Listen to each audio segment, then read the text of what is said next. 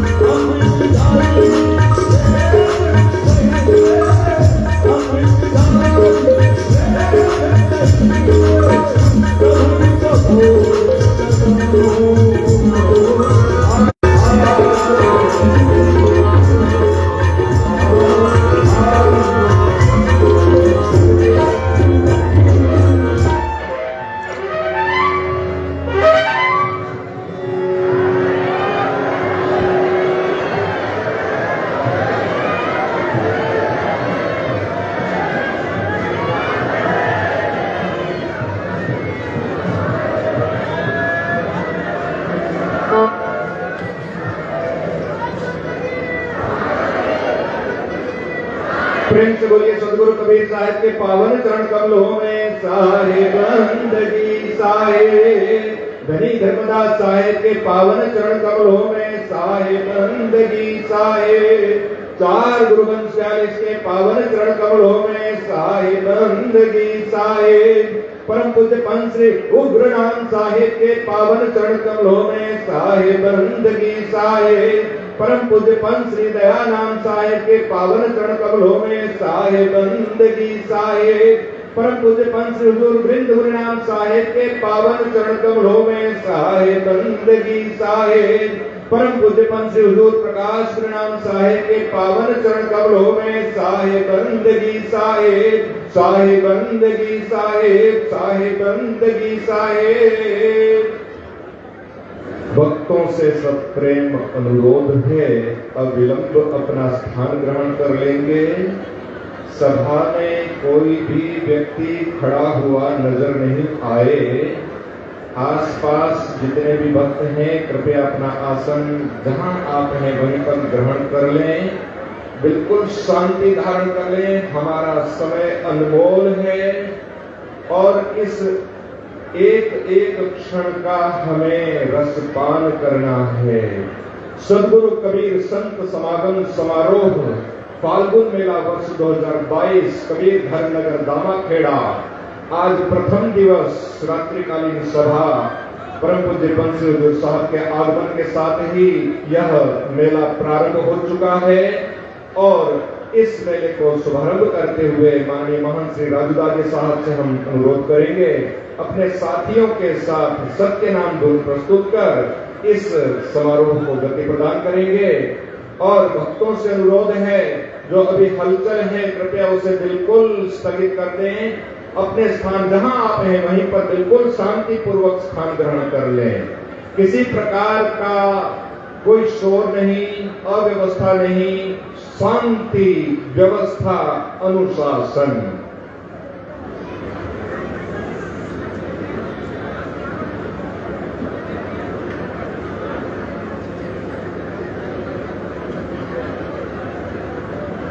अभी पीछे कुछ भक्तजन खड़े हैं, कृपया अविलंब अपना स्थान ग्रहण कर लें। बाजू में जो लोग खड़े हैं कृपया वे भी जहां हैं वहीं पर स्थान ग्रहण कर लेंगे।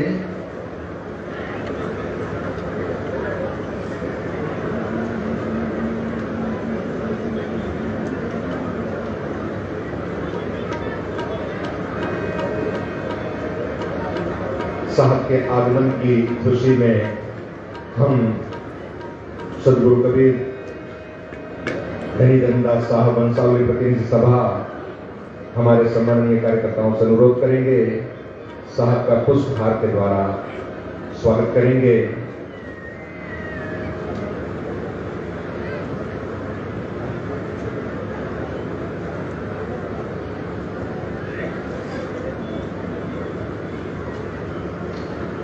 परम पूज्य गुरु गोस्वामी भानु प्रताप साहब से अनुरोध है, साहब को पुष्प अर्पण कर इस सदगुरु कबीर संत समागम समारोह में हम सब भक्तों की तरफ से अभिनंदन करेंगे। साहब के श्री चरणों में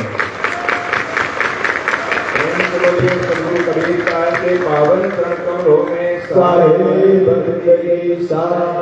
हमारे अध्यक्ष महोदय श्री प्रकाश जी पटेल, हमारे कोषाध्यक्ष बुआ साहब श्री विजय पटेल,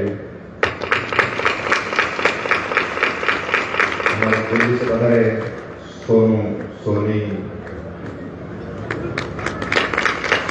तो हमारे समिति के सदस्य उपाध्यक्ष श्री प्रमोद जी, साहब के श्री चरणों में सत्कार के साथ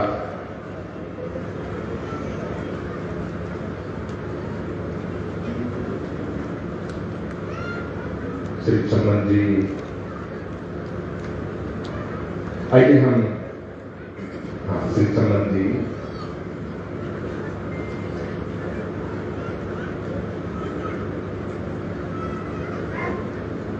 पुष्पमाला के द्वारा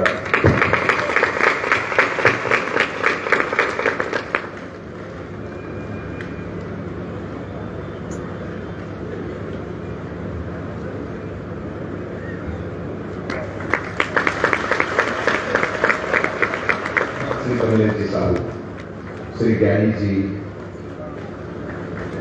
श्री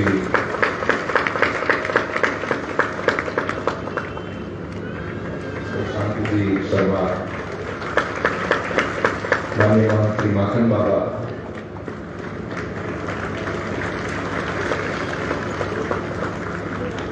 श्री अचिंत जी,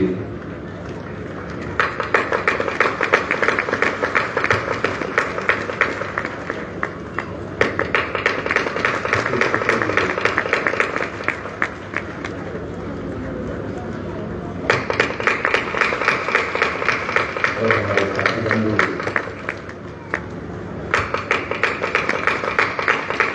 सदगुरु कबीर दहीदंडा साहब हंसावे प्रतिनिधि सभा की तरफ से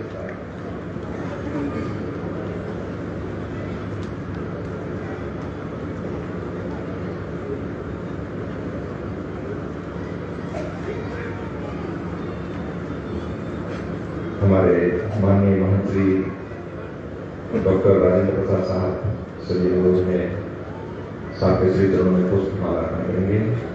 दार्जिलिंग से पधारे हुए महान साथी साहब के श्री चरणों में पुष्पहार अर्पण करेंगे।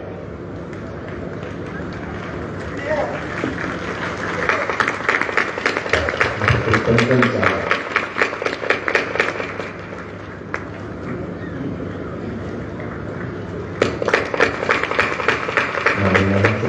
त्रिलोकी साहब कोटयारी,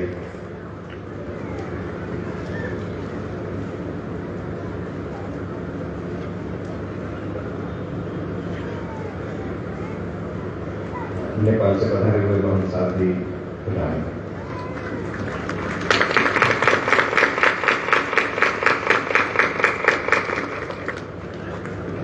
और भूटान से पधारे हुए हमारे जो सदस्य हैं प्रतिनिधि, भूटान से पधारे हुए प्रतिनिधि,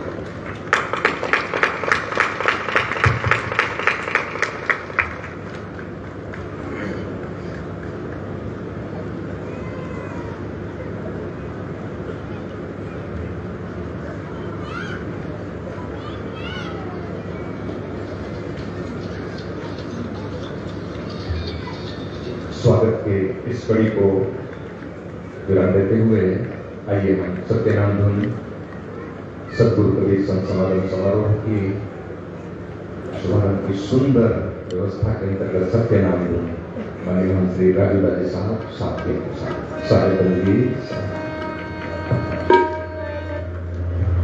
पारंपरिक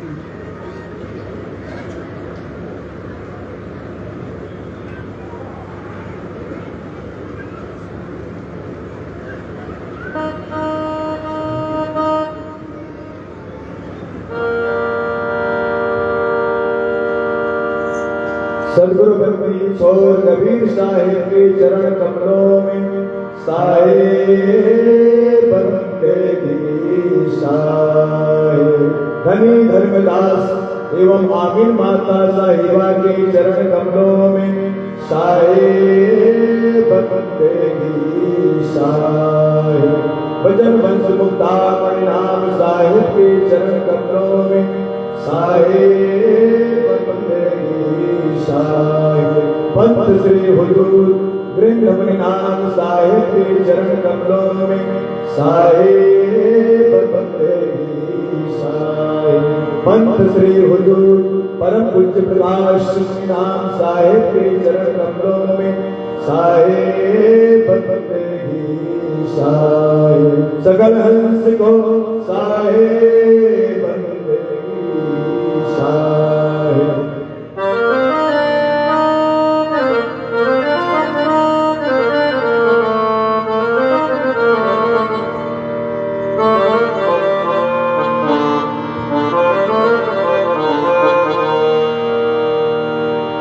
सत्य नाम सुमिरन करो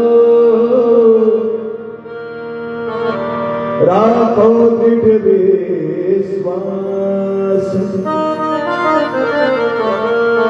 अमरपुरी वासा करो जाए पुरुष के पास। अमरपुरी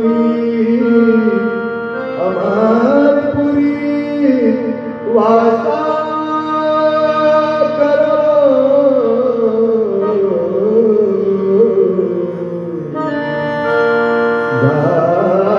जाए पुरुष के पास। सदगुरु बंदी छोर कबीर साहिब के चरण कमलों में साहिब बंदेगी साहिब। सत्य नाम बोल जय करुणामय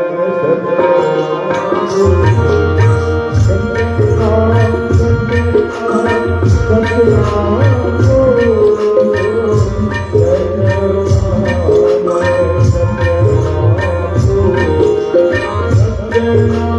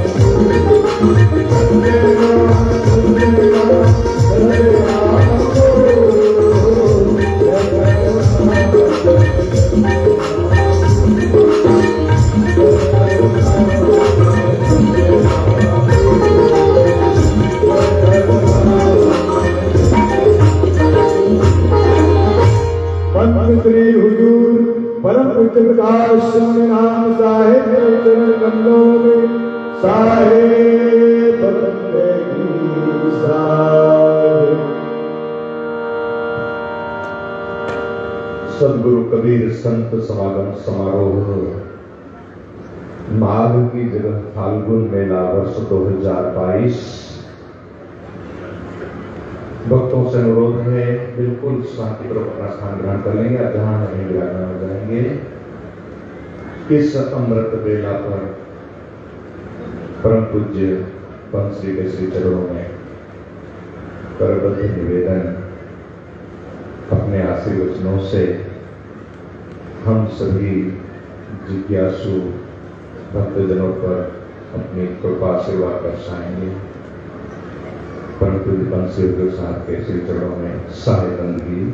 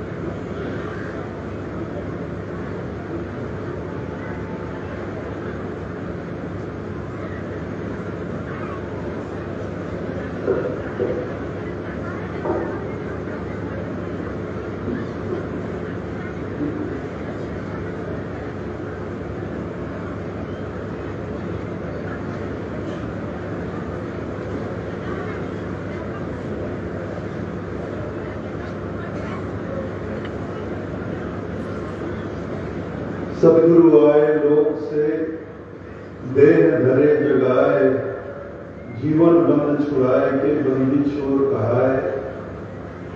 मेरे हृदय मंदिर के आराध्य मेरे सत्य पुरुष साहब कबीर के पावन चरण कमलों में कोटि कोटि बंदगी करते हुए पूज्य संत समाज, गुरु गोसाईगण और साहब के नेमी प्रेमी सभी भक्तजनों को सप्रेम साहेब।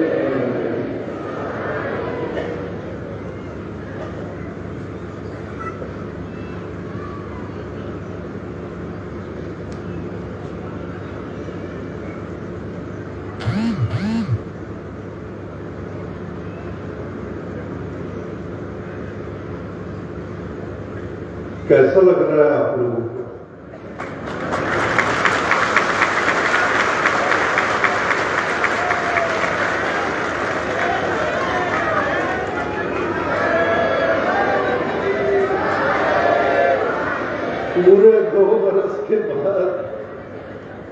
पूरे 2 बरस के बाद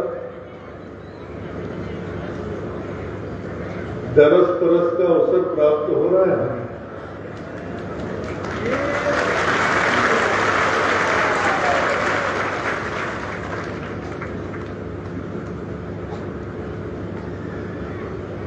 सन 2020 के माघ मेले में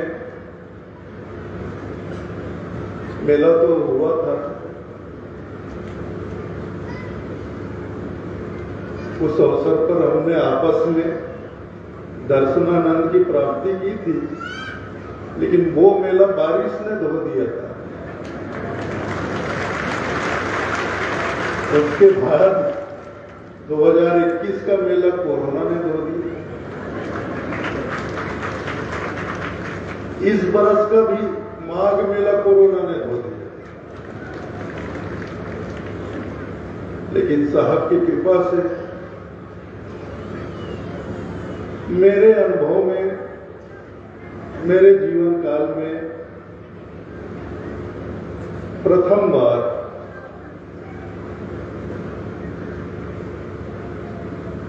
बसंत पंचमी से माघ पूर्णिमा को छोड़कर किसी अन्य माह में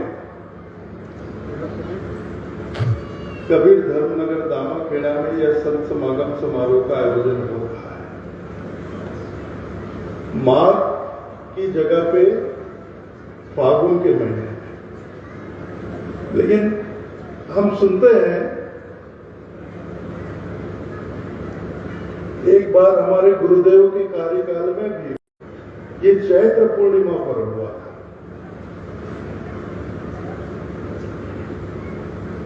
तो क्या कारण रहा होगा ये तो नहीं पता।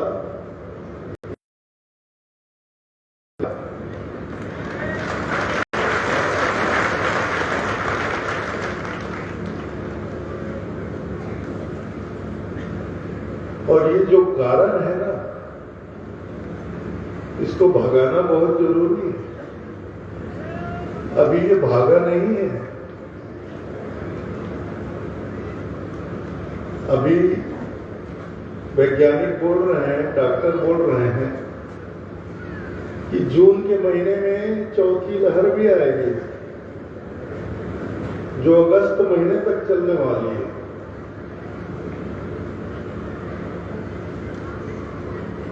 हालांकि अभी जो तीसरी लहर आई उसका प्रभाव ज्यादा नहीं रहा कोरोना का,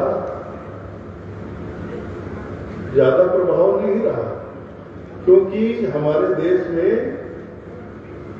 150 करोड़ से अधिक वैक्सीन के डोज लग चुके थे। इसलिए ये तीसरी लहर में कोरोना का प्रभाव ज्यादा नजर नहीं आया हमारे देश में। लेकिन जिन देशों में टीकाकरण कम हुआ, वहां इसका प्रकोप बहुत रहा, बहुत लोग मारे गए। जैसे पिछले बरस 2021 में जो मार्च के बाद अप्रैल और मई में तीसरी लहर आई, कितना खतरनाक था वो।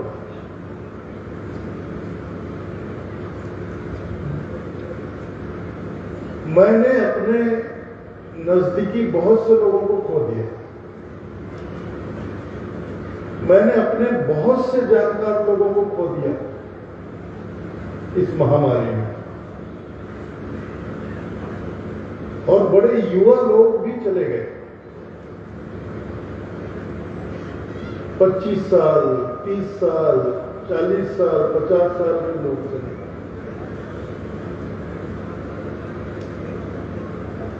और कारण क्या रहा? टीकाकरण से भागना, वैक्सीन नहीं लगवाना। क्यों भागना, क्यों नहीं लगवाना? क्योंकि बहुत से गलत तरह के लोगों ने वैक्सीन को लेकर बहुत तरह का अफवाह फैला दिया। कुछ लोगों ने अफवाह फैला दिया टीका लगवाने से आदमी मर जाता है, और कुछ लोगों ने तो इतना भयंकर अफवाह फैलाया कि कोरोना का टीका लगवाओ तो पुरुष नपुंसक हो जाता है और महिला बांझ हो जाती है।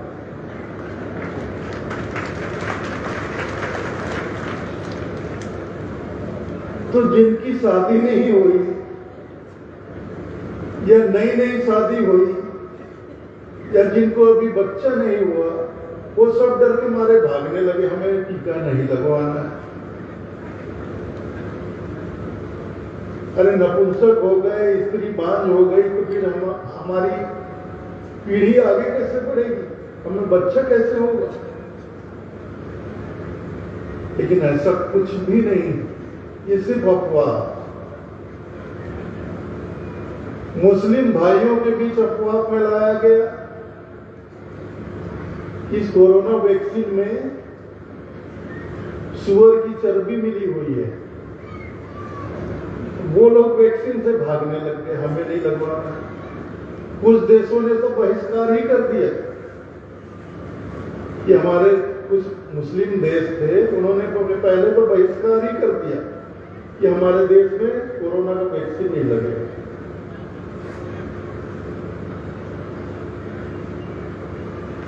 तो बहुत लोग, वैक्सीनेशन प्रारंभ हो गया था, टीकाकरण शुरू हो गया था, लेकिन बहुत लोग लगवा ही नहीं रहे।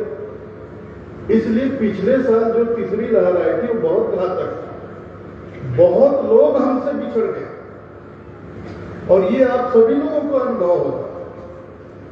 आप सभी के अनुभव में ये बात होगी, सबकी जानकारी में ये बात होगी। आप लोगों ने भी कोई ना कोई अपना जानकार इस कोरोना में खोया होगा। ये पिछले बरस की बात।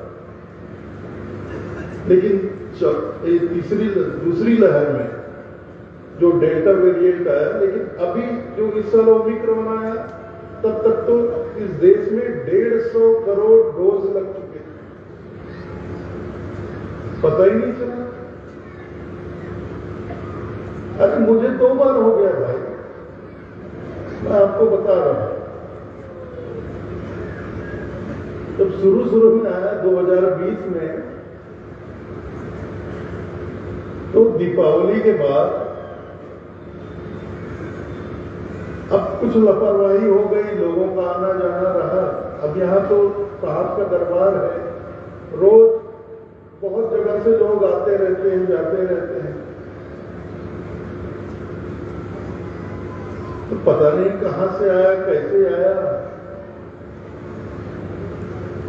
आश्रम में बहुत कम से कम नहीं तो 50-60 लोगों को कोरोना हो गया।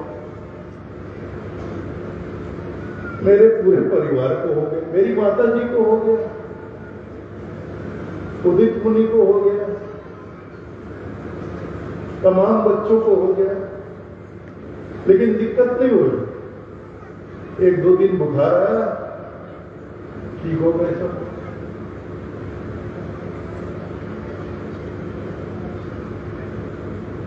फिर पिछले बरस अप्रैल मई में जो दूसरी लहर आई डेल्टा वेरिएंट का, वो बहुत घातक।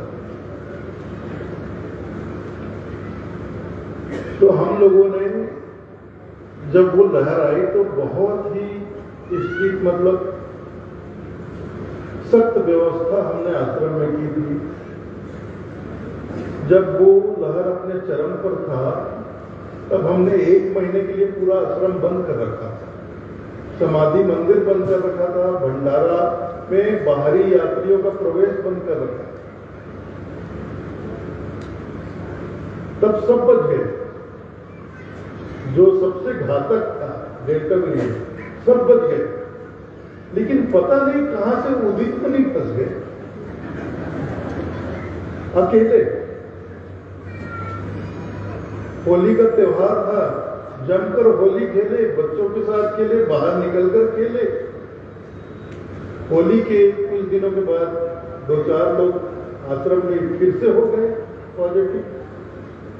उसमें उदित मुनि भी हो गए।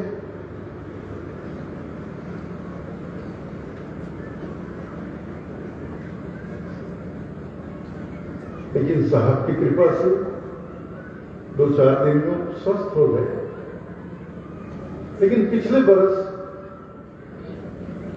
मैंने अपनी उम्र के कई साथियों को खो दिया।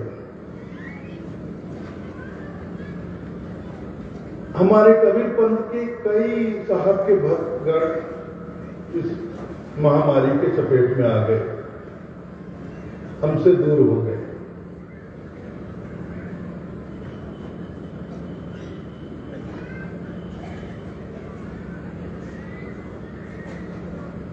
तो जैसी वैक्सीनेशन टीकाकरण प्रारंभ हुआ, पहले तो स्वास्थ्य कर्मियों को लग रहा था, 60 वर्ष से अधिक उम्र के लोगों को लग रहा था, फिर 45 वर्ष के लोगों को लगना प्रारंभ हुआ, 45 वर्ष से ऊपर के लोगों को लगा।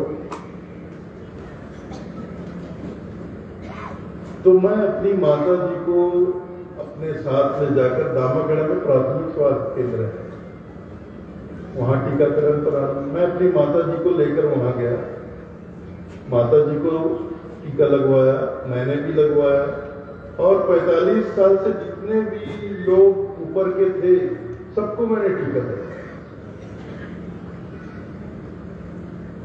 फिर अभी कुछ महीने पहले 16 साल से ऊपर के बच्चों को टीका लगना था, तो 16 वर्ष मैं फेसबुक पर हूँ, इंस्टाग्राम में भी हूँ, लेकिन फेसबुक में मैंने बहुत अपील किया, कई बार अपील किया कि आप लोग टीका लगवाइए। कभी पंथियों से अपील किया कि आप लोग बिल्कुल मत डरिए, टीकाकरण करवाने के बाद कोरोना नहीं होगा, ऐसा नहीं है।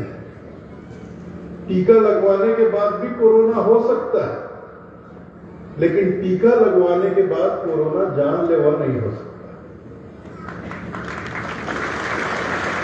टीका लगवा लेने से जान बच जाती है। अभी जनवरी में मुझे 2 टीका लगवाने के बाद अभी जनवरी में मुझे फिर से हो गया। मुझे तो पता ही नहीं था कि मुझे कोरोना होगा। और 2-3 लोगों को कोरोना हुआ, बुखार, एक को बुखार आया तो उसके साथ वाले लोगों का RT-PCR टेस्ट कराया गया, तो पहले 2 लोग पॉजिटिव निकल गए, उनके साथ और जितने थे उनका भी कराया गया, तो 15 लोग और निकल गए, और कुछ पता नहीं, कुछ लग ही नहीं रहा कि हमको कोरोना हुआ है, लेकिन हो गए। तो उनमें से एक मेरे साथ रहने वाला, मेरे पास रहने वाला, मेरे पास काम करने वाला एक लड़का हुआ, हो गया चलो यार। 2 दिन के बाद दूसरा भी पॉजिटिव आया, उसके 4 दिन के बाद मेरे साथ रहने वाला तीसरा भी पॉजिटिव आ गया। तो मैंने सोचा एक बार करा के देख ही लेना चाहिए, तो मैंने, मनीषा देवी ने और भानु प्रताप ने, हम तीनों ने कराया। तो मैं और मनीषा देवी पॉजिटिव आ गए, और कुछ भी नहीं लग रहा, न सर्दी, न जुकाम, न बुखार, न शरीर में कहीं कोई दर्द, न कुछ नहीं, क्योंकि हम 2 वैक्सीन लगवा चुके। तो अब आप लोग बताइए, आप लोगों में से कितने लोगों ने वैक्सीन लगवाया? मैं तो झूठ मत बोलिए, जबरदस्ती हाथ मत उठाओ। तो इतने लोगों के हाथ उठाने के बाद बहुत से लोगों ने हाथ नहीं उठाया, मतलब अभी भी आप डर रहे हो? नहीं, ये बहुत अच्छी बात है, आप लोगों का बहुत बहुत धन्यवाद, आप लोगों ने टीका लगवाया।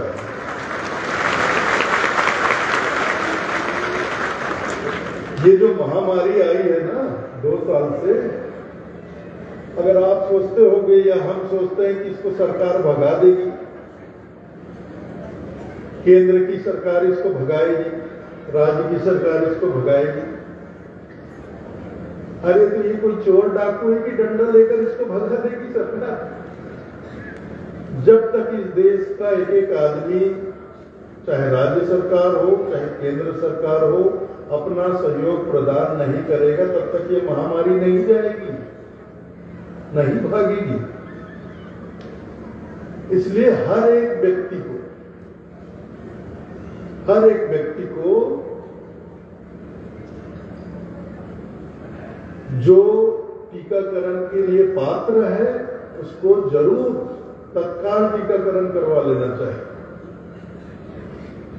अगर आप चाहते हैं कि पहले जैसा माहौल हो जाए, 2 साल पहले जैसा माहौल था, कोई महामारी नहीं थी,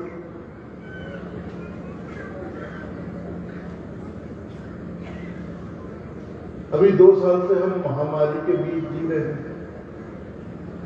अच्छा, कुछ लोग गांव में ये भी बोलते हैं झूठ है, बोलते हैं जिनको नहीं हुआ ना, या हुआ भी तो उनके अंदर कोई लक्षण नहीं आया। अब जिनका शरीर अंदर से मजबूत होता है ना, जो अंदर से मजबूत होते हैं, इनकी रोग प्रतिरोधक क्षमता अच्छी होती है, उनको कोरोना हो भी जाए तो उनको पता नहीं चलता, कोई लक्षण ही नहीं आता उनको। लेकिन हो जाता है, हो के निकल जाता है, उनको पता ही नहीं चलता। तो बहुत से लोग गांव में ये बोलने लग गए कि ये कोरोना झूठ है, ऐसा कुछ है ही नहीं, अफवाह, झूठ फैला दिया गया। तो कोरोना झूठ नहीं है भाई। पिछले साल आप सब टेलीविजन देखते होंगे, समाचार में देखते होंगे, पिछले बरस अप्रैल और मई में आप न्यूज चैनल में देखो, हर शहर, देश के हर शहर में अस्पताल की क्या हालत है। अस्पतालों में पैर रखने की जगह नहीं, ऑक्सीजन की पूर्ति नहीं हो पा रही, पेशेंट को बेड नहीं मिल रहे, जमीन पर लिटाकर ऑक्सीजन लगाया जाता है। और यहां तक का दृश्य देखने को मिला समाचार में कि कुछ लोग अस्पताल के बाहर ऑटो में बैठे हुए ऑक्सीजन लगा रहे हैं। ये हालत होगी। अगर ये महामारी नहीं होती तो कभी तो पहले तो कभी ऐसी हालत हुई नहीं, फिर अचानक पिछले साल 1-1.5 महीने ऐसे हालत क्यों हो गई? तो इसको दूर करना बहुत जरूरी है, बहुत जरूरी है। ये टीकाकरण से ही ये जो वायरस है, कोरोना वायरस, ये कमजोर पड़ेगा और धीरे धीरे खत्म होगा। और ये बार बार लौट के क्यों आ रहे हैं?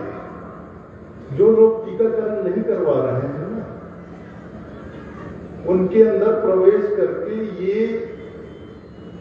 वायरस और मजबूत होता जा रहा है और अपना नया नया रूप बनाते जा रहा है। अब तक जब से आया अब तक 4-5 अपना रूप बदल चुका है। तो इनको अपने रूप बदलने के लिए जगह कहां मिलती है? जो लोग टीका नहीं लगवाते हैं उनके शरीर के अंदर इनको जगह मिलती है। वो खुद को बदल लेते हैं, अपने रूप को बदल लेते हैं और पहले से और ज्यादा तगड़े हो जाते हैं और ज्यादा ताकतवर हो जाते हैं। तो बिल्कुल डरिए मत। मैं तमाम कबीर पंथियों से प्रार्थना करता हूं, निवेदन करता हूं कि इस कोरोना महामारी को भगाने में आप सरकार का, राज्य सरकार का, आप जिस राज्य से आए हैं, आप जिस राज्य के रहने वाले, अपने राज्य सरकार का, स्वास्थ्य विभाग का और केंद्र सरकार का पूर्ण सहयोग प्रदान करिए, डरिए मत। देखिए, अभी 16 साल से ऊपर के जितने भी लोग हैं उनको टीका लग रहा है, बेधड़क होकर लगवाए, बिल्कुल डरने की जरूरत। वैक्सीन से टीका लगने से आज तक इस देश में एक आदमी भी नहीं मरा है, एक आदमी भी नहीं मरा।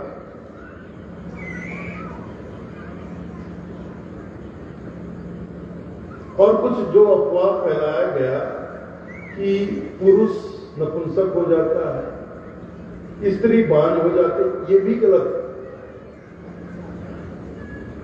पिछले साल 1 साल पहले टीका लगा लोगों को, कई बच्चों को टीका लगा, जवान लोगों को टीका लगा, उसके बाद शादी हुई, उसके बाद उनके बच्चे भी हुए। मेरी जानकारी में ये बात है, टीका लगने के बाद। तो ये मतलब एक तरह का झूठ ही तो है ना, अफवाह है। ये कुछ गलत तरह के लोग अफवाह फैलाते हैं, वो चाहते ही नहीं ये महामारी दूर हो। और इस महामारी ने कितना नुकसान किया, कितने लोग बेरोजगार हो गए, जो नौकरी पेशा लोग थे, कितने लोगों की नौकरी चली गई, कितने लोगों का रोजगार छूट गया।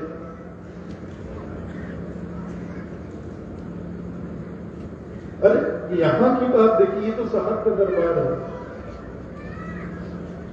आपको यकीन नहीं होगा,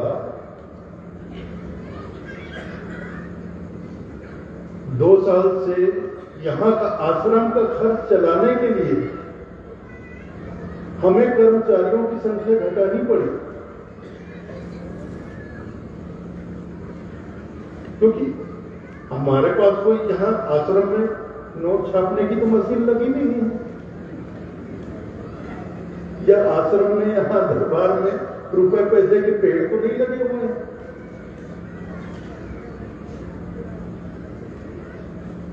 कि आश्रम का कोई व्यवसाय तो नहीं है, सिर्फ खेती बाड़ी है।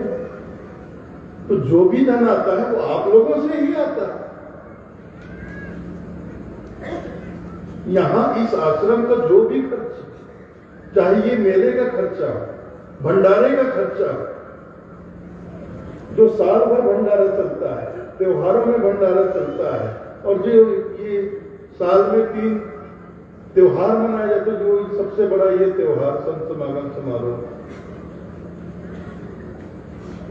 इसकी सारी व्यवस्था, दशहरा पर्व होता है, सदगुरु कबीर साहब का प्रगट उत्सव होता है, इसमें जो खर्च आते हैं सब आप लोगों से ही तो आते हैं।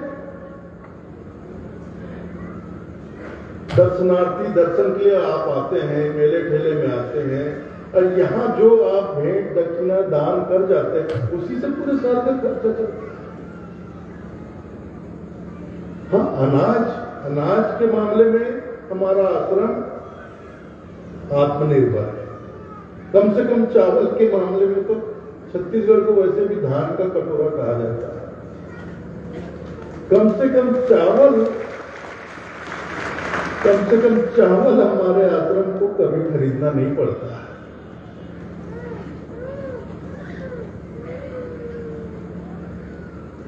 गेहूं ये महाराष्ट्र वाले पूरा कर देते हैं, पूरे साल का कोटा भेज देते हैं। आपको मैं बता रहा हूं, जैसे गेहूं की नई फसल आएगी उसके बाद एक मई महीने में महाराष्ट्र में जो कबीरपंथ समाज है वो पूरे साल भर के लिए गेहूं भेज देते हैं दरबार में, साल भर चलता है। मेले का नहीं, मेले का अलग हिसाब है। अभी ये मेले में जो आप भंडारे में रोटी खाएंगे, पूरी खाएंगे, मैं आपको बताऊं, राजस्थान का एक ग्रुप है, कुछ लोगों का ग्रुप है, उन्होंने ये भार अपने सिर पर ले रखा है कि मेले में जितनी भी रोटी लगेगी, आटे की जरूरत पड़ेगी, वो हम पूरा करेंगे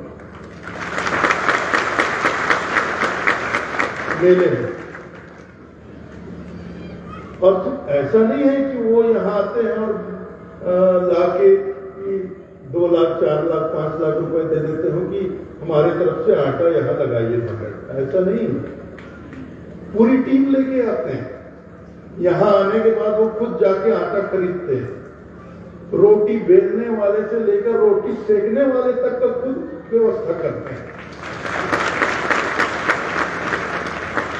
इस हिसाब से वो तवा भी 8-10 बड़े तवा भी बनाकर रखे हुए हैं।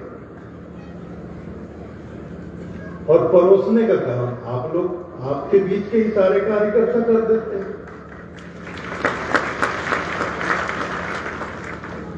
तो आटे का खर्चा हमारे आश्रम को नहीं है। दाल गुजरात के ऊंझा से पूरे साल भर के लिए दाल आ जाता है।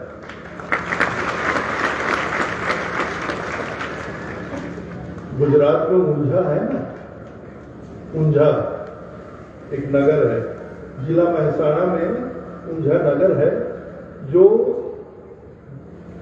एशिया की सबसे बड़ी मंडी है जीरे की। तो हम सब्जी में जीरा डालते हैं ना,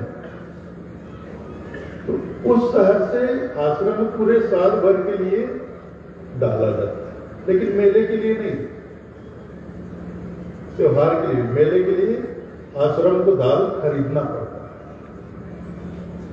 सब्जी हमें खरीदनी पड़ती है,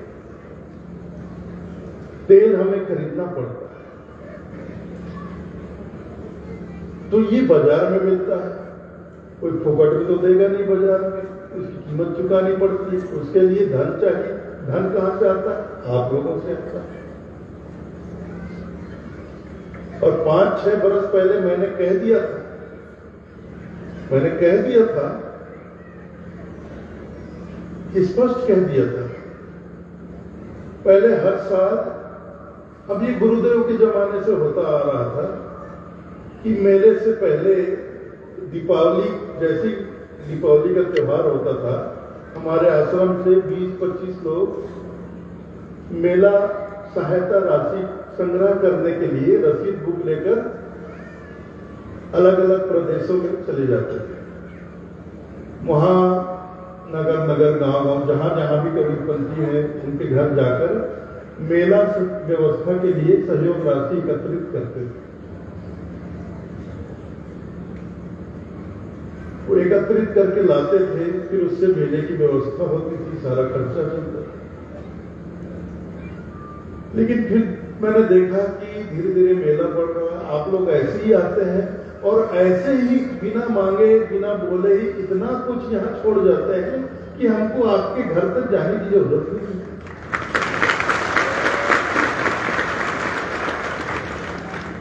तो मैंने वो सिस्टम 2016 के बाद बंद कर दिया। 2016 के मेले में मैंने इसी मन से बोला था कि कबीर आश्रम दामाखेड़ा से किसी भी कार्य के लिए चंदा नहीं किया जाएगा। और अगर कोई भी आदमी दामाखेड़ा आश्रम के नाम से आपके नगर में, गांव में, आपके घर में इस आश्रम के लिए चंदा मांगने आता है तो आप समझ लो वो 1 नंबर का झूठा है, मक्कार है। लेकिन एक बात मैंने बोला था, हम चंदा नहीं मांगेंगे, लेकिन स्वेच्छा से, भावना होती है लोगों की, स्वेच्छा से जो अपना सहयोग दरबार में देना चाहेंगे वो दे सकते हैं, भेज सकते हैं, या यहां आते हैं तो यहां छोड़ सकते हैं। लेकिन आपके घर तक कोई चंदा का धंधा अब इस आश्रम में बिल्कुल नहीं। ये चंदा ना धंधा बन गया है। देखिए आज मेले का पहला दिन है संत समागम का। प्रथम दिन तो मैं इस तरह की कुछ औपचारिक बातें ही करता हूं, कोई आध्यात्मिक सत्संग या चर्चा नहीं करता। ऐसे मेला संबंधी, व्यवस्था संबंधी, आश्रम संबंधी हर साल की बात है। प्रथम दिवस में ऐसी औपचारिक बातें ही करता हूं। जरूरी भी है, जरूरी नहीं भी है, लेकिन मुझे लगता है जरूरी है कि कुछ औपचारिक बातें भी होनी चाहिए अपने पंथ के संबंध में, अपने आश्रम के संबंध में, इस संत समागम के संबंध में। इसलिए प्रतिवर्ष प्रथम दिवस मैं कुछ औपचारिक बातें करता हूं आपसे। उसके बाद फिर दूसरे तीसरे दिन से हमारे जो साहब हैं सत्पुरुष के वाणी वचनों पर हम चर्चा करते हैं।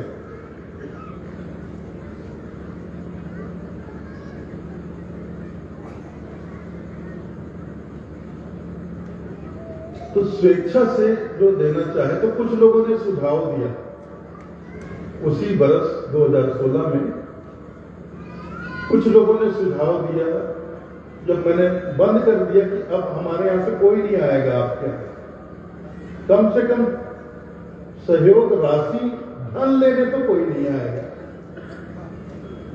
तो कुछ लोगों ने फिर कहा कि साहब जी हमारी भावना है कि हम प्रतिवर्ष कुछ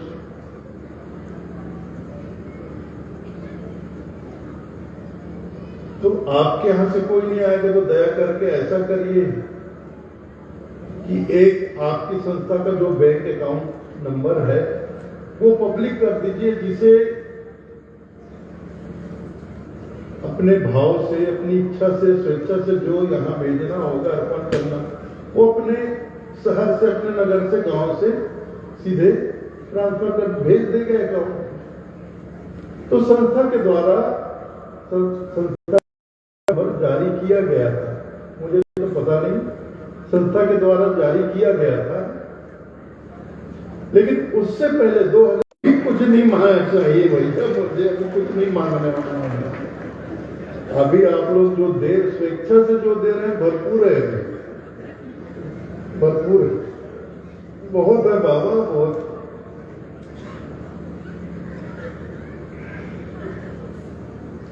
गाड़ी बंद, बसें बंद, एक स्टेट की गाड़ी दूसरे स्टेट में नहीं जा सकती, प्राइवेट गाड़ी को रोक दिया गया था।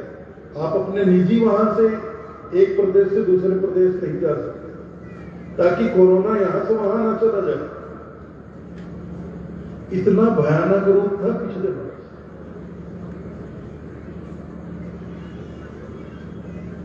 तो हमें, आपको, सबको, एक एक व्यक्ति को, सिर्फ कभी बल्कि नहीं, मैं तो तमाम लोगों से निवेदन करता हूं, इस महामारी को दूर करने में आप सब लोग अपना व्यक्तिगत, एक एक आदमी अपना व्यक्तिगत सहयोग सरकार को, स्वास्थ्य विभाग को प्रदान करिए, टीकाकरण करवाइए आप। और जो लोग नहीं करवाए, यहां भी आए नहीं करवाए हैं, आप चाहें तो यहां भी टीका स्वास्थ्य केंद्र है, प्राथमिक स्वास्थ्य केंद्र यहां सिमगा में 10 किलोमीटर पर तहसील है, वहां पे हो जाएगा। या कोई जरूरी नहीं घर जाकर लगवा लेना, लेकिन जरूर लेना। लगवाओगे ना? लगवाओगे कि नहीं? कोई हाँ नहीं बोल रहा, क्योंकि पता चल जाएगा कि इसने नहीं लगवाया।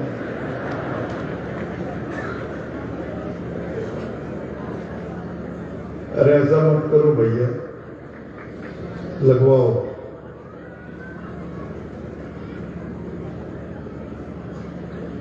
तो ये संत समागम समारोह इस बरस फागुन के महीने में संपन्न हो रहा है।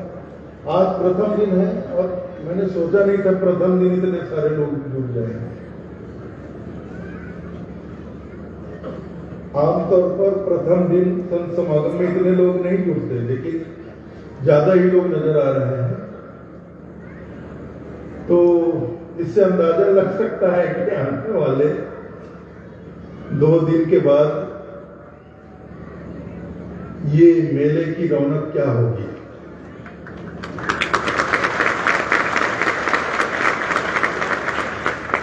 कल 14 तारीख, कल छोड़ के परसों 15 तारीख से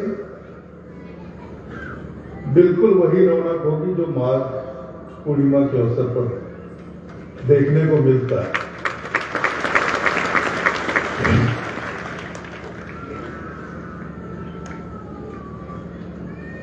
छत्तीसगढ़ की जलवायु ऐसी है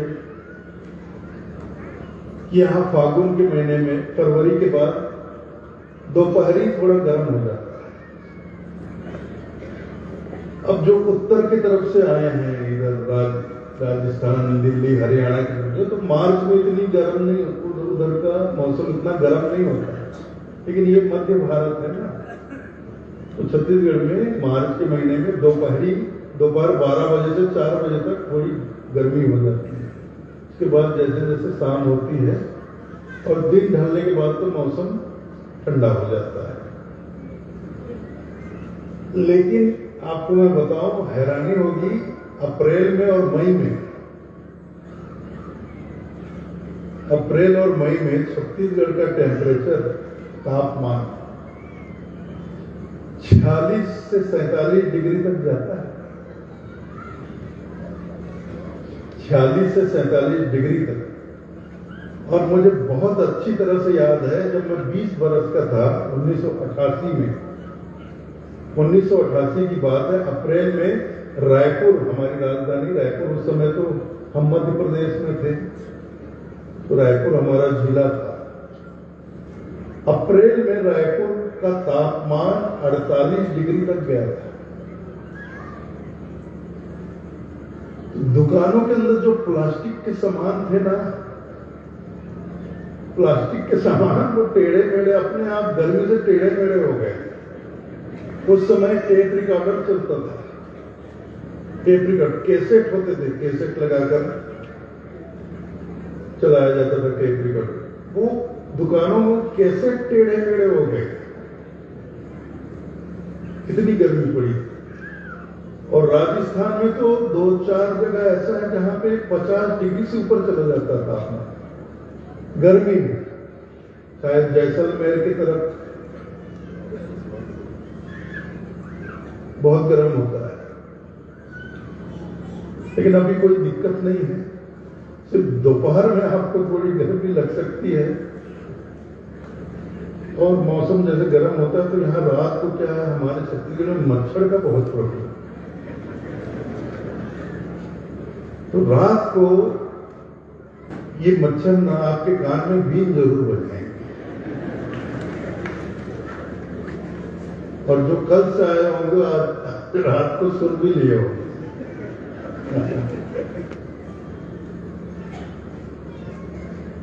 छत्तीसगढ़ में मच्छर का प्रकोप है। ठंड में इसका प्रकोप थोड़ा कम हो जाता है, लेकिन जैसे गर्मी बढ़ने लगती है ना, इसका प्रकोप भी बढ़ने लगता है। और बारिश में तो पूछो मत,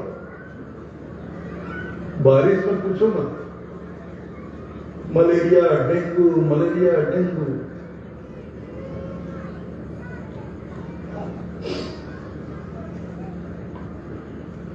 तो ये मेला आज प्रारंभ हो रहा है। तो ये देखिए, ये तो सब किराए वाले सब आके ये तंबू लगा दिए, लाइट लगा दिए, बैठने के लिए बिछायत लगा दिए, बैरिकेडिंग्स कर दिए। प्रशासन के द्वारा सारी व्यवस्था की जा रही है। और मैं बताऊं, पिछले सरकार जब थी, पिछले सरकार के वक्त से आपकी जो संस्था है, यहाँ आश्रम की जो संस्था है दामाखेड़ा की, इस मेला व्यवस्था के लिए 27 लाख रुपए प्रतिवर्ष व्यवस्था के लिए राशि उपलब्ध कराई जाती है। मेला व्यवस्था राशि 27 लाख रुपए। तो उससे भी बहुत सारी व्यवस्था हो जाती है। उसके अलावा जिला प्रशासन का भरपूर सहयोग रहता है कि मेले में भरपूर प्रकाश की व्यवस्था हो, पूरे मेला क्षेत्र में प्रकाश की व्यवस्था हो। ये विद्युत विभाग वाले देखते हैं। मेले में जो यात्री आते हैं उनको पेयजल की पूर्ति करना है, किसी को पानी के लिए दिक्कत ना हो, तकलीफ ना हो, पीने का पानी सबको सहज मिले, इसके लिए पीएचई डिपार्टमेंट के लोग जगह जगह नल लगाते हैं। मतलब हर साल मेले में 1-2 ट्यूबवेल हो ही जाता है दामाखेड़ा। तो चारों तरफ कई ट्यूबवेल हैं, वहां से किसी में कम पानी, किसी में ज्यादा पानी, तो उस हिसाब से पूरे मेला क्षेत्र में नल लगा दिया जाता है। तो आप मेले क्षेत्र में कहीं पे भी जाइए, वहां आपको पीने का पानी नल में मिल जाएगा। सुरक्षा का इंतजाम भी किया जाता है। पुलिस प्रशासन इसके लिए हर साल अपना फोर्स भेजती है। वो लोग मेले के 2 दिन पहले से मेले के 2 दिन बाद तक रुकते हैं। भरपूर पुलिस बल यहाँ मेले क्षेत्र में, और दोनों तरफ से वर्दी में भी और सिविल ड्रेस में भी घूमते रहते हैं। क्योंकि वर्दी देख के तो चोर उचक्के धीरे से खिसक लेते हैं, लेकिन सादी वर्दी में रहते हैं तो उनकी नजर में आ जाता है। और महिला पुलिस भी बहुत यहाँ। लेकिन उसके बाद भी मैं आप लोगों से निवेदन करूंगा, प्रति वर्ष की भांति निवेदन करूंगा। ये मेला है, मेला में ठेला बहुत होता है। आज नहीं हो रहा है, लेकिन 2 दिन बाद देखना, 2 दिन बाद देखना, और जैसे जैसे भीड़ बढ़ती जाएगी देखना, जैसा मेला वैसा ठेला चलेगा, धक्का मुक्की भीड़ बढ़ेगी। तो आप जो अपने साथ छोटे छोटे बच्चे लाए हैं, उनका बहुत ख्याल रखिए। उनका हाथ जब आप अपने निवास से जहां भी आप ठहरे वहां से अगर भीड़ भाड़ में निकलते हैं, तो बच्चे का हाथ 1 सेकंड के लिए भी मत छोड़िएगा। या तो उसको अपनी गोद में उठाकर रखिए या बिल्कुल हाथ पकड़ कर रखिए। ये हर साल बोलने के बाद भी जब भीड़ बढ़ती है तो प्रतिदिन यहाँ कम से कम 10-15 बच्चे लाए जाते हैं जो अपने माता पिता से बिछड़ जाते हैं। छोटे छोटे बच्चे, छोटे छोटे बच्चे, 3 साल, 4 साल, 2 साल के बच्चे।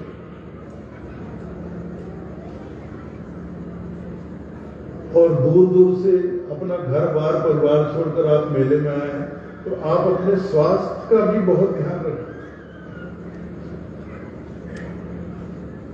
तो अपने घर में हो, अपने शहर में, नगर में, अपने घर में हो, छोटी मोटी कोई तकलीफ हो जाए तो फर्क नहीं पड़ता है, लेकिन परदेश में हो, बाहर हो, वहां तबीयत बिगड़ जाए तो बहुत दिक्कत होती है।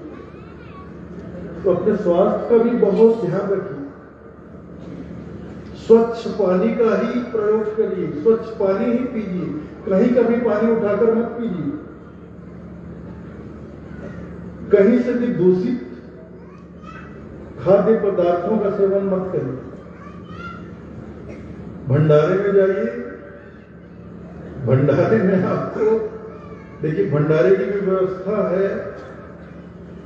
प्रातः 10 बजे से रात्रि 11-12 बजे तक आप जाइए, आपको गरम गरम बिल्कुल ताजा भोजन मिलेगा। दिन भर बनता रहता है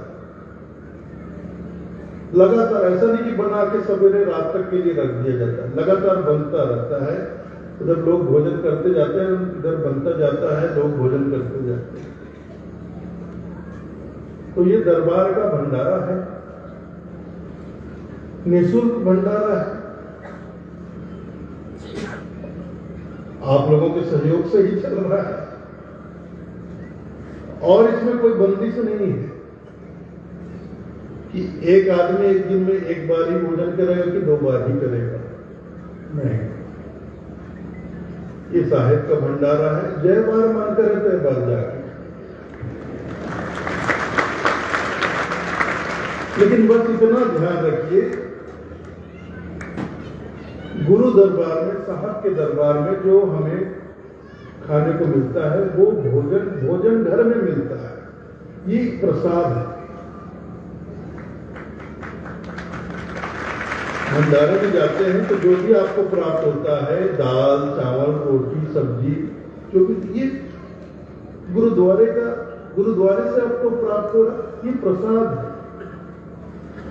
जैसे चौका आरती में आप प्रसाद लेते हैं, पान प्रसाद लेते हैं, प्रसाद लेते हो, एक आध दाना नीचे गिर जाए तो तुरंत उसे उठाकर वापस रख लेते हैं। उसको लेकर आप बहुत निकलते हैं, फिर उसको बहुत सुरक्षित रखते हैं। थोड़ा सा प्रसाद ग्रहण करते हैं, बाकी बचा कर रखते हैं। मैं घर जाऊंगा, परिवार वालों को दूंगा, परिवार बच्चों को छूट खिलाऊंगा। तो ये भंडारे में जो मिलता है प्रसाद है। तो ध्यान रखिए, प्रसाद को बर्बाद मत करें। कोई बंदिश नहीं है कि आपको 1 बार या 2 बार ही मिलेगा। आपको जितनी बार दिन में जरूरत हो आप जाकर वहां प्रसाद करें, लेकिन 1 बार में ज्यादा लेकर आप इधर उधर फेंक दें, ये शोभा नहीं देता है। ये शोभा नहीं देता है। आप चौका आरती में प्रसाद लेते हैं, जितना खाना हो खाकर बाकी फेंकते हो क्या? तो फिर साहब के दरबार में जो भंडारे में प्रसाद मिल रहा है उसको कैसे थाली में आधा खा के आधा फेंक देते हो आप? वो क्या प्रसाद नहीं? पहली बात तो ये कि हम इस दुनिया में लेकर के आए, मुट्ठी बांध के आए, जग में हाथ पसारे जाना है। तो इस संसार में जो भी मिलता है वो साहब का ही तो प्रसाद है। और सबसे पहले तो ये मानव तन मिला, ये मानव तन मिला है, ये तो सबसे बड़ा प्रसाद है। ये परमात्मा का दिया हुआ, साहब का दिया हुआ सबसे बड़ा प्रसाद है। तो प्रसाद तो पावन होता है, पवित्र होता है, तो उसे हम कैसे हर दिन मलिन करते हैं,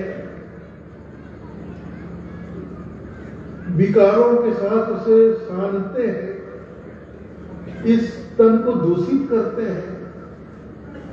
तो साहब के दिए हुए प्रसाद को दूषित करना, मलिन करना हमको शोभा देता है।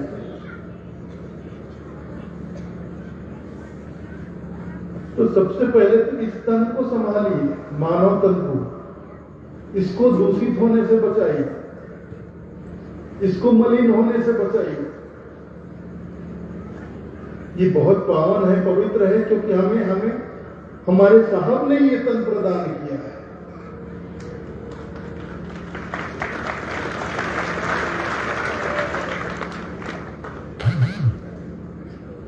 तो भंडारे की व्यवस्था है, वहां आप प्रसाद पाइए। लेकिन आपको लगता है कि नहीं और कुछ खाना, बिल्कुल यहाँ बाजार लगता है, 50 होटल लगते हैं, और पानी पूरी वालों का तो पूछिए मत।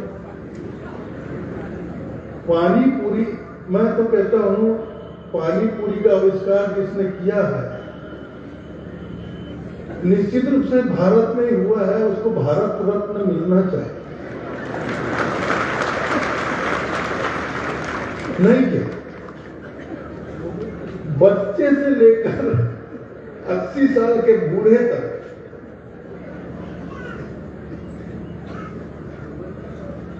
पानी पूरी खाना नहीं छोड़ सकते। और मैं भी बहुत खाता हूं,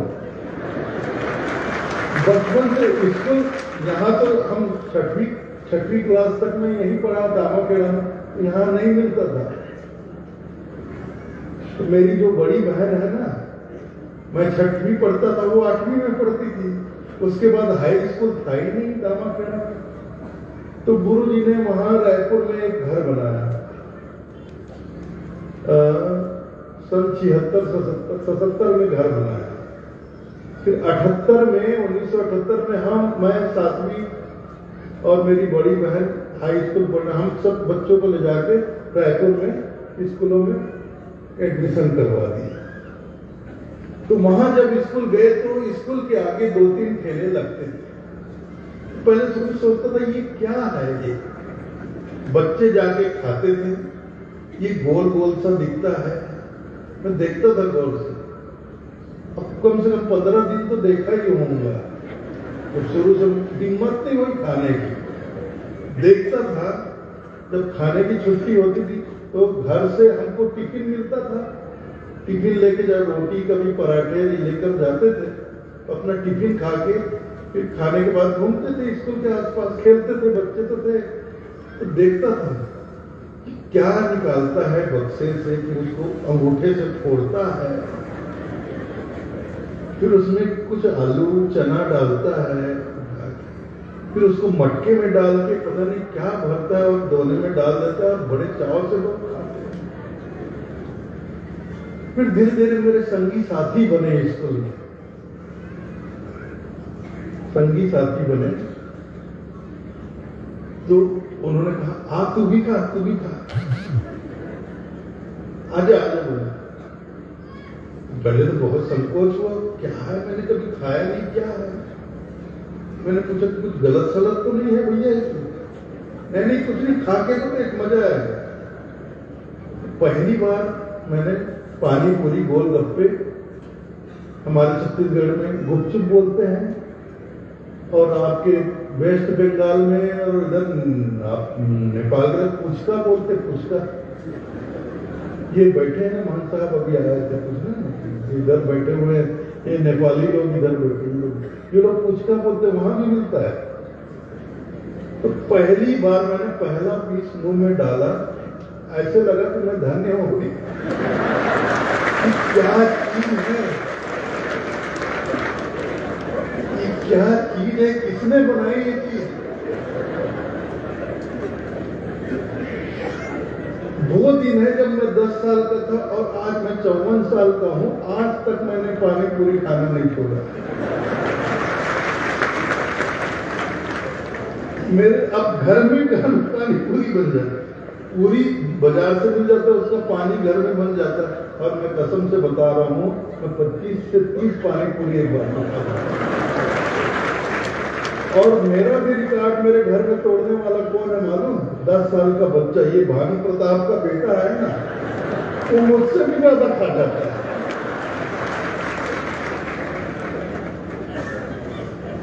यहाँ मिलने में पानी पूरी वाले बस स्टैंड से पीछे तक आपको हर थोड़ी देर में मिलेंगे, वो भी खाओ, बहुत अच्छा लगता है, मजा आता है, खाना चाहिए, हर आदमी को खाना चाहिए।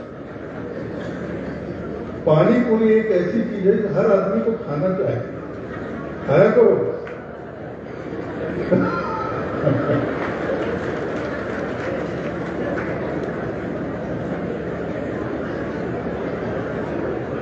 और देखो आप, यहाँ गन्ने के रस वाले भी बहुत आएंगे, गन्ने के रस वाले भी बहुत से ठेले लगेंगे गन्ने का रस। गर्मी पड़ गई तो मतलब पहले की अपेक्षा, फरवरी की अपेक्षा 2-4 ठेले ज्यादा ही लगे।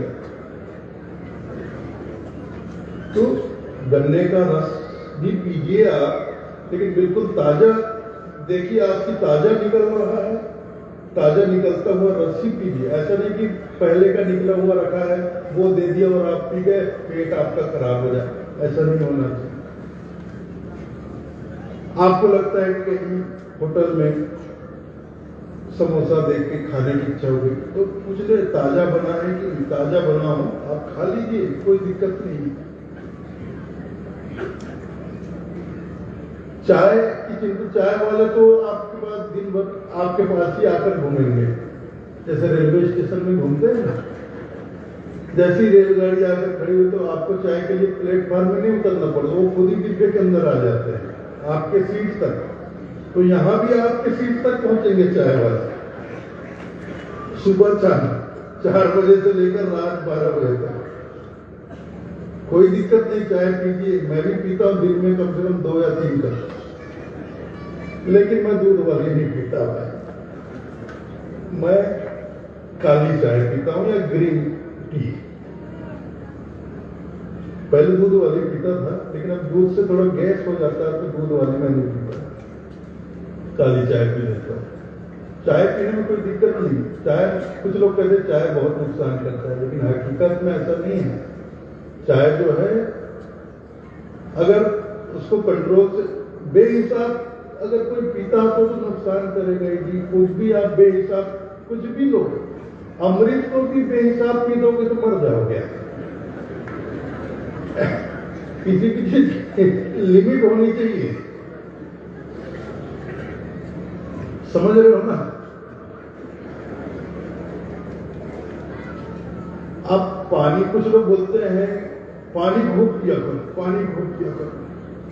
काहे खूब पिया करो भाई? कुछ लोग मतलब ज्ञान बांटते हैं स्वास्थ्य के संबंध में, खाना कम खाओ, पानी ज्यादा खाओ, हर घंटे में 1 गिलास 2 गिलास पानी पीते रहो, मत पीना, जलोदर हो जाएगा।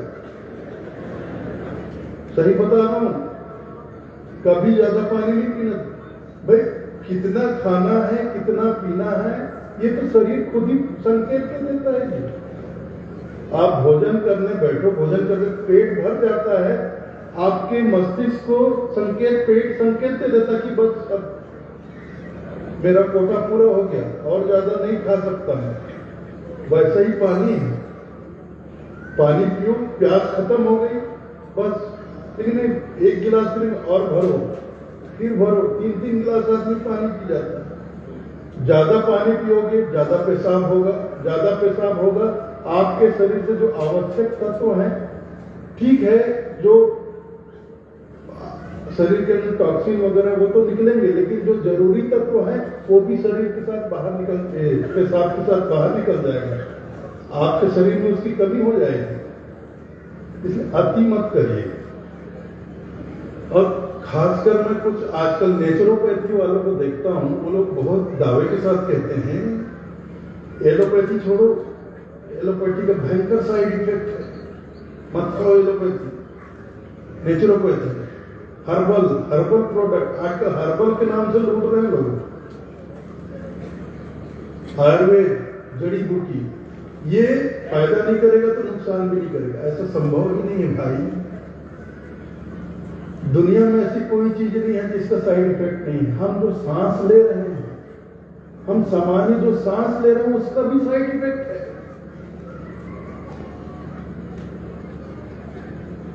हम जो साधारण घर का बना भोजन करते हैं उसका भी साइड इफेक्ट है। हम जो पानी पीते हैं उसका भी साइड इफेक्ट है। तो आप कुछ भी खाओगे पियोगे, उसका पॉजिटिव और निगेटिव दोनों प्रभाव आपके शरीर पर पड़ेंगे ही पड़ेंगे।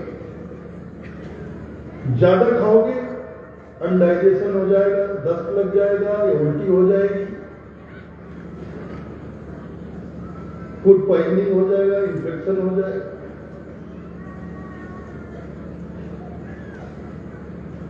ये खाने का भी अच्छा देखिए, आप गलत मौसम में गलत चीज खा रहे हैं, इसका भी असर बहुत शरीर पर पड़ता है। आज की तारीख में 21वीं सदी में क्या है, कोई भी आदमी किसी भी मौसम में किसी भी महीने में कुछ भी खा पी लेता है। पहले ऐसा नहीं होता था। पहले जब ये जो संचार व्यवस्था का इतना प्रचार नहीं था, टेलीविजन नहीं था, टेलीफोन नहीं था, ये मोबाइल इंटरनेट तो दूर की बात, ये टेलीविजन ने सबसे ज्यादा बिगाड़ा है। पहले घर घर में घर की जो महिलाएं होती थी, घर के जो बुजुर्ग होते थे, उनको स्वास्थ्य का अच्छा ज्ञान होता था। उनको ये ज्ञान होता था, घर में जो महिलाएं भोजन बनाती हैं उनको इस बात का ज्ञान होता था कि किस महीने में हमें क्या पकाना है और क्या नहीं पकाना है, किस ऋतु में हमें किस चीज से परहेज करना है और किस चीज का सेवन करना है। इस हिसाब से हर महीने हर ऋतु में उस हिसाब से ही भोजन बनता था। इसलिए पुराने जमाने में लोग बहुत कम बीमार पड़ते।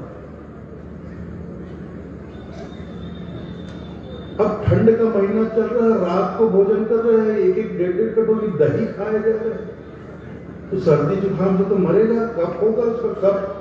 अब शरीर में त्रिदोष है, कब बात और पित्त एक भी इधर उधर हुआ कि शरीर का स्वास्थ्य बिगड़ा।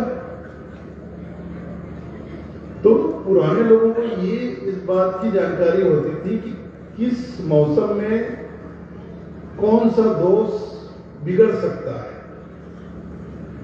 जैसे गर्मी में कहा जाता है, गर्मी ग्रीष्म ऋतु में शीतल पदार्थों का सेवन ज्यादा से ज्यादा करना चाहिए, ठंडा जल पीना चाहिए, मठा लेना चाहिए, दही खाना चाहिए,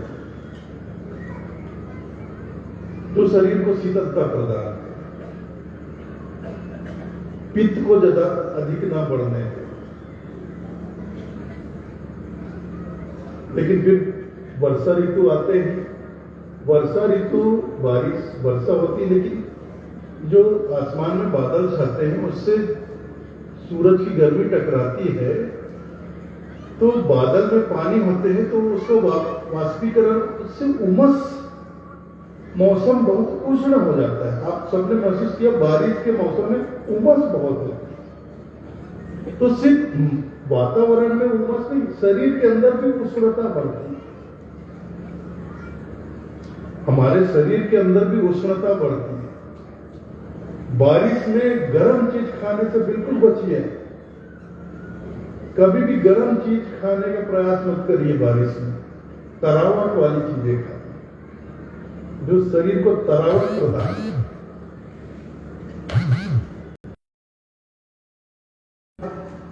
कफ की समस्या होगी, छाती में कफ, फेफड़े में कफ बनेगा, गले में कफ बनेगा, इधर साइनस में कब बनेगा, नाक में भरेगा, गले में भरेगा, कब बनेगा, खांसी आएगी, आपको जुकाम होगा, ये सब समस्याएं होंगी। तो पुराने लोगों को ये सारा हिसाब किताब पता होता था, लेकिन आज के जमाने में किसी भी टाइम पे कोई भी आदमी कुछ भी खाता है। इसलिए आजकल लोग चाहे बच्चे हो, जवान हो, बूढ़े हो, बार बार बीमार पड़ते हैं, बार बार पेट खराब होता है, बार बार सर्दी जुकाम हो जाता है, होता है ना। हम 50 साल पहले हमारे यहाँ दामाखेड़ा में हम तो यहीं रहते थे, 10 बरस की उम्र तक तो मैं यहीं रहा। हम सारे बच्चे यहीं रहते थे, कोई शहर में तो थे नहीं। बीमार पड़ जाते थे। अब यहाँ कोई डॉक्टर थोड़ी, अब गुरुदेव गए हैं कहीं भ्रमण पर, हमारी माता जी हमारे साथ है, यहाँ कोई डॉक्टर नहीं।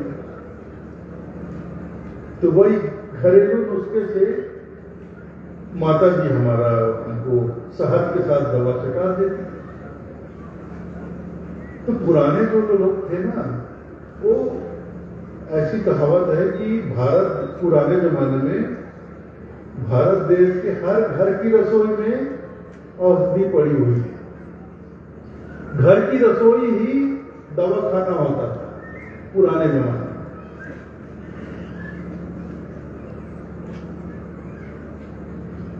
तो जो माएँ होती थी, घर की बुजुर्ग महिलाएं होती थी, उन्हें पता होता था किसी को खांसी हो गई, कफ हो गया, सर्दी हो गई, जुकाम हो गया, किसी का पेट खराब हो गया, जो बुखार आने लगा, तो रसोई से ऐसी कौन सी चीज निकाल के उसको देनी है पता होता था। वो बराबर हिसाब से देती थी और घर बैठे उपचार हो जाता था।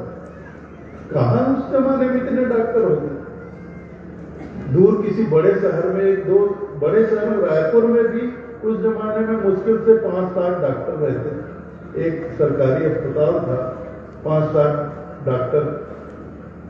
आज तो हर गली, हर मोहल्ले में डॉक्टर। गांव में कम से कम 2-2, 3-3 डॉक्टर मिलेंगे। भले ही झोला छाप मिले, लेकिन मिलेंगे। लेकिन उस जमाने में नहीं हुआ करते, बीमार ही नहीं पड़ते थे। और थोड़े बहुत बीमार पड़ भी जाते थे तो हमारी दादी अम्मा, हमारी माँ, दादी अम्मा, ये घर की बुजुर्ग महिलाएं ही इलाज कर देती और औषधि पूरी रसोई से निकल कर आती। किसी डॉक्टर के पास जाना नहीं पड़ता था, कोई दवाई खानी नहीं। तो हिसाब से रहे, परदेश में आकर बीमार न पड़े, इस बात का ध्यान रखें। और अगर खुदा न खास्ता अगर किसी को स्वास्थ्य संबंधी कोई समस्या आ जाए तो यहाँ प्राथमिक स्वास्थ्य केंद्र भी है उस तरफ, और इधर पंश्री हजूर वीरेंद्र मुनि नाम साहब स्मृति चिकित्सालय है। यहाँ अभी पूरे मेले तक रायपुर के बहुत से डॉक्टर यहाँ अपनी सेवाएं प्रदान कर रहे हैं, करेंगे।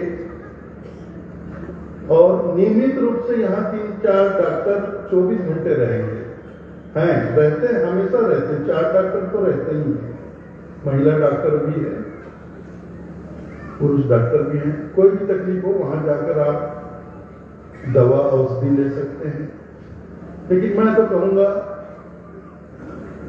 कि आप बीमार होने से खुद को बचाइए। इसके अलावा मैं कहूंगा कि अगर इस भीड़ भाड़ में मेले में श्रद्धालु आते हैं,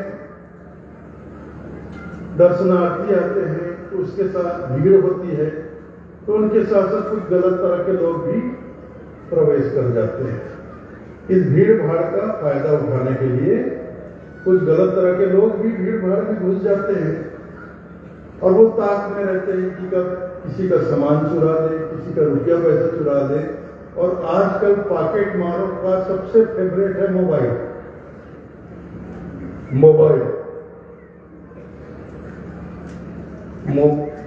पॉकेट मार लोग आजकल रुपया पैसे पे ज्यादा नजर नहीं रखते, वो मोबाइल मारते हैं। मोबाइल मारे, 2-4 मोबाइल मारे, 2-2 हजार रुपये दिए, 8-10 हजार रुपया हो जाता है।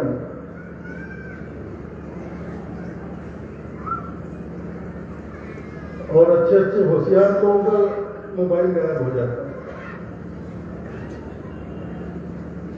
नहीं, कुछ लोग होते हैं जो कहते हैं अरे मेरा मोबाइल कोई मार दे, ऐसा हो नहीं सकता। अरे मेरे घर में तो 1.5 होशियार है, 1.5 होशियार। एक तो मेरा बाल सखा पंचम, तो 2 साल की वो, मैं 3 साल का था, वो 2 साल का, तब से वो मेरे साथ है। 1.5 होशियार है, पूरा होशियार नहीं, पूरे से भी आधा और ज्यादा, 1.5 होशियार। और हमारे संस्था का उप सचिव है चंबन वर्मा, वो भी अपने को बहुत होशियार समझता है, उसको भी मैं 1.5 होशियार कहता हूं। ये अभी कुछ दिन आश्रम में सब्जी लेने, ये साप्ताहिक बाजार, हाट बाजार में यही पास में सब्जी लेने गए थे आश्रम के भंडारे के लिए।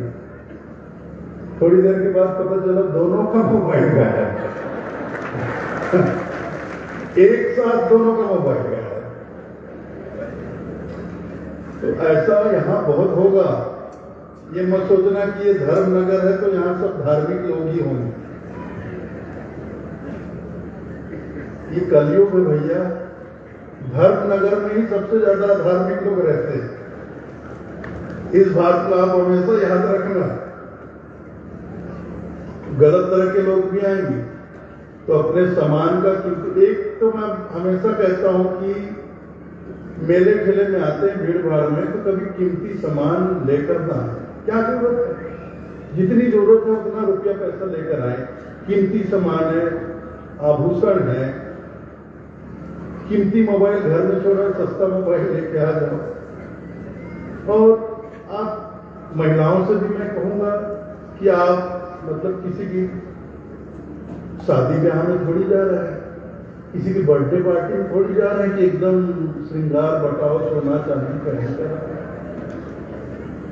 तो कुछ महिलाएं एकदम अपना सोना सारे जेवर लेकर आ जाती है और यहाँ ये नेकलेस पहनेंगी, झुमका पहनेंगी, ये सोने का, ये वो। अब भीड़ भाड़ में वो गायब हो जाती है, चिल्ला चिल्ला कर रोती है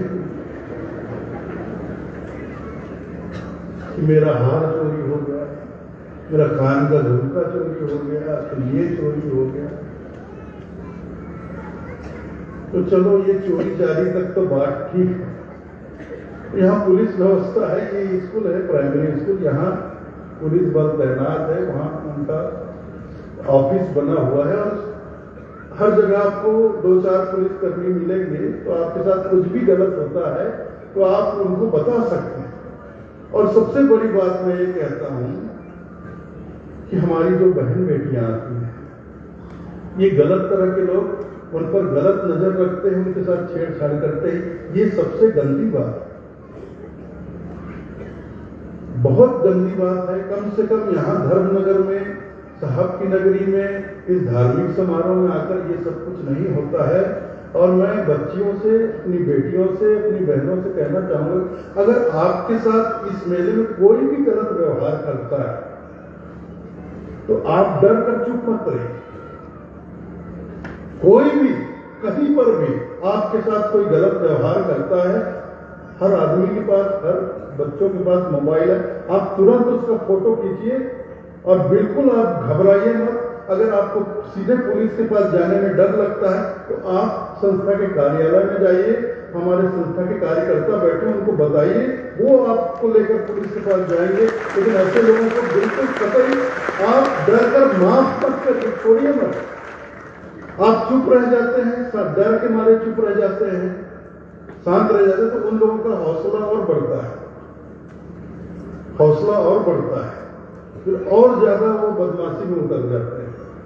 तो ऐसा कुछ भी होता है तो बिल्कुल डर कर चुप मत रहिए।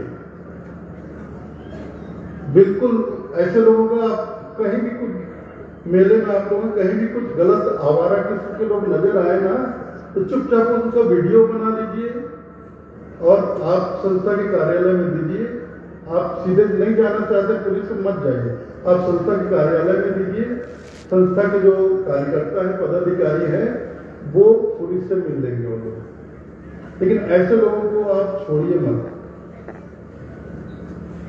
ऐसे लोगों को देखकर आंख बंद मत करो। नहीं तो आने वाले समय में धीरे धीरे इनका हौसला बढ़ेगा और इस संत समागम का माहौल वो बहुत बुरी तरह से खराब करते जाएंगे, बिगाड़ देंगे। इसीलिए हम अपने मेले में, इसके अलावा बहुत जगह मेले होते हैं, छत्तीसगढ़ में तो 4-5 जगह मेले होते हैं, ये भी एक मेला है। हम अपने मेले में नाच गाने वालों को बिल्कुल जगह नहीं देते हैं। नाच गम्मत होता है, मतलब दूसरे मेलों में तो खूब नाच गाना, रात भर नाच गाना चलता है, खूब आवारा गर्दी होती, लोग दारू पी के आते हैं, खूब आवारा गर्दी होती।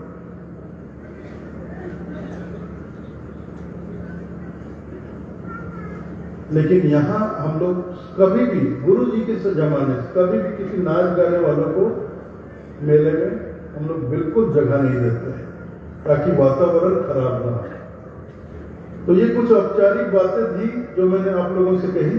और अंत में एक बात कह दूं, आपकी मेला, ये आपका मेला है, आपका अपना संत समागम समारोह है, आप लोग ही इस समारोह को हर वर्ष आयोजित करते हैं और आप लोगों के आने से ही इस समारोह की शोभा बढ़ती है। सब कुछ आपका है, तो इस मेले की व्यवस्था भी आपकी अपनी है।